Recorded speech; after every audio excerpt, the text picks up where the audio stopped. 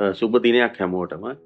Chaminda Priyadarshana YouTube නාලිකාවට ඔබ සැම ගෞරවයෙන් සාදරයෙන් පිළිගන්නවා.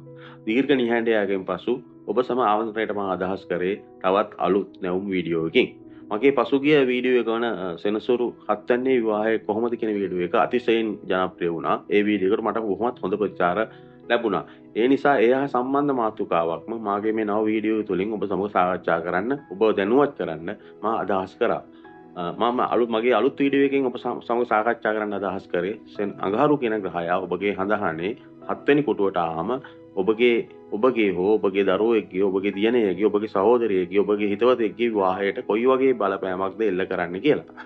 අපි අඟහරු 7 වෙනිට ආවම විවාහයට කොයි ආකාරයෙන් බලපානවද කියලා සාකච්ඡා කරන්න කලින් අපි බලමු අඟහරු කියන්නේ කොයි වගේ ග්‍රහයක්ද කියලා. අඟහරු කියන්නේ ග්‍රහවලල්ලේ සෙම්පතිය. අතිශයින් වේගවත් ක්‍රියාකාරී, ලේ දකින්න කැමති, කරන දෙයක් දැනෙන්නම කරන සෙනසුරු වගේ නෙමෙයි. සෙනසුරු නම් වේදනාවක් ඇති කරත් දීර්ඝ කාලයක් අල්ලන හිමින් වේදනාවක් ඇති කරන ග්‍රහයෙක්.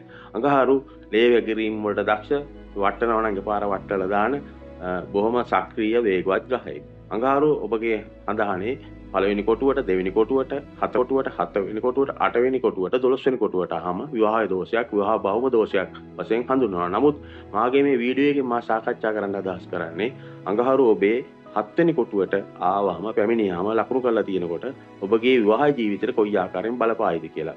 අඟහරු හැමෝගෙම අඟහරු 7 වෙනි කොටුවට ආව පමණින් ඔබගේ විවාහයට විනාශකාරී බලපෑමක් එල්ල කරන්නේ නැහැ. අඟහරු කියන්නේ බොහොම වේගවත් ක්‍රියාකාරී රූපේ අඟහරු 7 වෙනිට ආවම බොහොම ලස්සන රූපයක් ඇති කරනවා.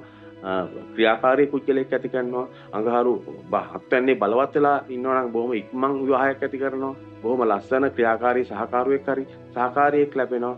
නමුත් අඟහරු 7 වෙනි නරක අංශවල පාප දෘෂ්ටි සහිතව නරක තැනක පිටලා තිබ්බොත් අනිවාර්යෙන් අඟහරුට අයිති දේ තමයි 7 වෙනිට අයිති ඥාතිය නැති කරනවා. ඒ කියන්නේ විනාශ කරනවා. අඟහරුට 7 වෙනිට අයිති ඥාතිය විවාහ සාකාරිය හරි.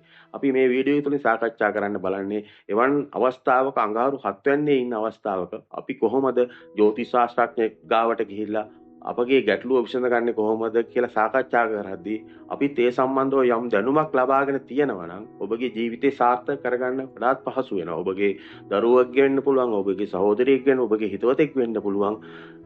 ඔබට ඔබ ප්‍රශ්නේ විසඳගන්න බොහොත් පහසුයි. ඔබ සමහර වෙලාවට ප්‍රේම සම්බන්ධතාවයක් යෝජනාවක් හින්දා විවාහයකට යන අවස්ථාවකදී වුණත් අඟහරු 7 වෙනියේ පිළිලා තිබීම තුළින් ඔබ බොහොමත් අපහසුතාවයකටපත් වෙලා අසහනයටපත් වෙලා බොහෝ පීඩාකාරී තත්වයක වෙනවා පුළුවන්. නමුත් ජ්‍යොතිෂයේ මොන ගැටලුවක් තිබ්බත් ඒ සම්බන්ධව විසඳුනුත් ජ්‍යොතිෂය තුලින් යෝජනා කරලා තියෙනවා. ජ්‍යොතිෂයේ තියෙන පළමු යෝජනාව තමයි අඟහරු 7 වෙනියේ පිළිලා තියෙන අවස්ථාවක අඟහරු 7 වෙනියේම තිරණ හඳහනක් හිමි සහකාරයෙක් සොයා ගන්න එක.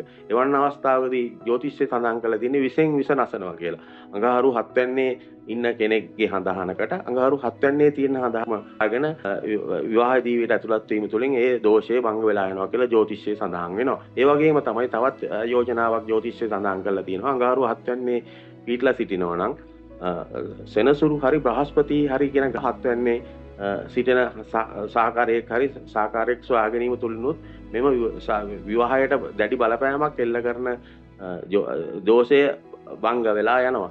අඟහරු 7 සිටින මේ දෝෂය භංග කරගන්න ඔබ ජ්‍යොතිෂයේ විශ්වාස කරන පුද්ගලයෙක් වශයෙන් මේ වගේ උපක්‍රම භාවිතයක වීම තුළින් එන බාධාවල් වළක්වාගෙන ඔබගේ ජීවිතය සාර්ථක කරන්න පුළුවන්. තවත් නැවුම් අලුත් වීඩියෝ එකකින් මේ වගේ දැනුවත් කිරීමක් ඔබ වෙත ගෙනීමේ බලාපොරොත්තුවෙන් මම ඔබෙන් සමු ගන්නවා. ආයුබෝවන්.